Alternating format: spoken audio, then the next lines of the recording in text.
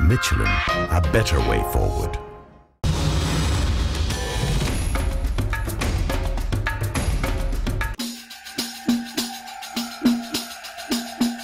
The menu of the last stage of the Dakar between La Serena and Santiago offered 128 kilometers of special split in two, a bonus for the suspense because usually the last stage is not decisive. The road to Santiago also required a 500-kilometer link section. The bikes category was still worth fighting for.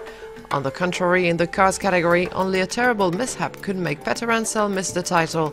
The Frenchman had no interest in taking risks, thanks to his 50-minute margin over his first pursuer, Giniel de Villiers. With his experience, Peter Ansel just cruised through the last kilometers.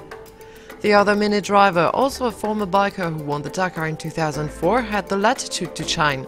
Nani Roma took the stage ahead of Orlando Terranova, who performed well during this 2013 Dakar. The Argentine finished 5th of the GC. In third position of the stage, Lucio Ezequiel Alvarez made a good comeback, he who performed well in week 1. The 2009 Dakar winner Giniel de Villiers took the 4th position of the stage and confirmed his 2nd place at the GC. Peter Ansel, for his part, arrived in Santiago in 9th position, 3 minutes 43 behind Roma, a time that is enough to make him his own successor. The Frenchman writes a new chapter of his Dakar legend as he grabs his 11th victory in the rally, both in bikes and cars. Peter Ansel has an all-time record and he's not even close to retire.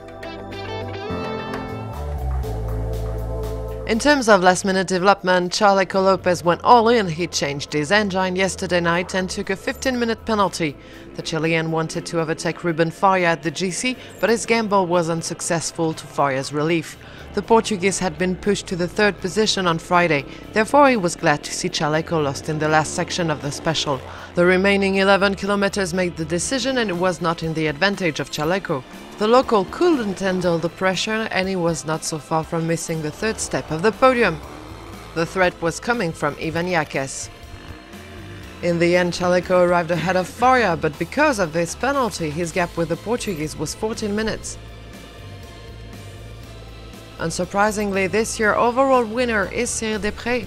For once, the Frenchman didn't have to push and finishes 3 minutes 54 ahead of his teammate Faria, a tiny margin for a 5,800-kilometer long ride, but 1 second is enough.